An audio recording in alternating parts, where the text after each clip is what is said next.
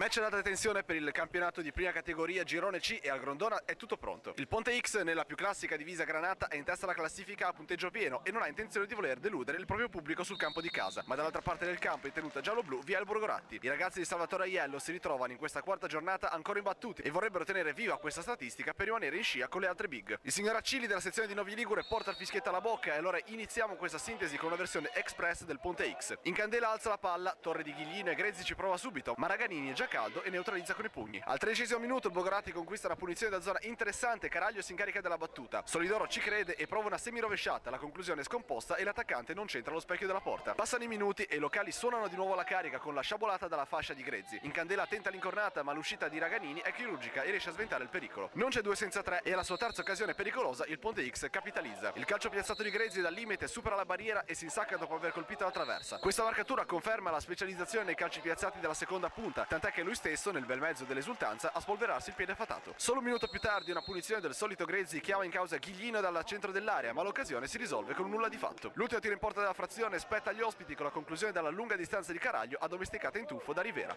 Il primo tempo si chiude quindi con il parziale di 1-0, ma grazie all'immagine e al montaggio di Enrico Figus passiamo alla ripresa e più precisamente al 47° minuto. Questa è la partita delle punizioni e anche Cirillo vuole dire la sua, ma il destro dell'ex Figema si limita a sfiorare il 7 e a far strepitare i propri supporters. Se con il gol precedente Grezzi si è diplomato, al 60° arriva la laurea. Il suo calcio piazzato attraversa tutto lo specchio della porta. In area si fa spazio Simone in candela che ci mette la testa e beffa Raganini, siglando il suo secondo gol stagionale con la maglia del Ponte X. Il Borgoratti decide quindi di adottare un modulo più offensivo. Al 71° minuto ecco Caraglio che si porta a spasso alla difesa locale e a provare con una botta dal corridoio centrale. Rivera si tuffa ma la palla si limita a fare la barba al palo. Il 2-0 sta stretto agli Amaranto e allora Grezzi fa partire i suoi contropiede. A gestire il tutto c'è il neoentrato Marco Rebora che salta Raganini ed effettua un tiro cross. Andrea Cozza si immola e salva la propria porta. Pochi secondi dopo ancora una volta Grezzi dalla sinistra, il portiere è battuto ma il difensore giallo-blu è sempre allerta e riesce a respingere. Le emozioni al Grondona non finiscono mai perché a 3 minuti dal 90° Taricco effettua un passaggio filtrante. Ripollino manca incredibilmente la sfera e Mazziere ne approfitta per deviare in porta e accorciare le distanze. Nel finale l'area granata viene messa sotto assedio, Caraglio pennella dalla fascia sinistra ma nessuno devia la sfera. Rivera è poco attento ma la sua uscita è comunque efficace. A pochi secondi dal triplice fischio un episodio da moviola. Caraglio mette in mezzo e Lazzaretti colpisce la sfera in piena area ma il direttore di gara fa cenno di proseguire. Rivedendo l'immagine a replay notiamo che effettivamente il braccio del numero 11 va ad aumentare il volume del corpo. Non c'è comunque spazio per le polemiche, Ponte X batte Borgoratti per 2-1. Con un finale così l'urlo liberatorio dei tifosi granate è più che giustificato e il Ponte X continua la sua corsa a punteggio pieno. Niente da fare per il Borgoratti, prima sconfitta stagionale, e nella prossima giornata i ragazzi genovesi affronteranno la Campese.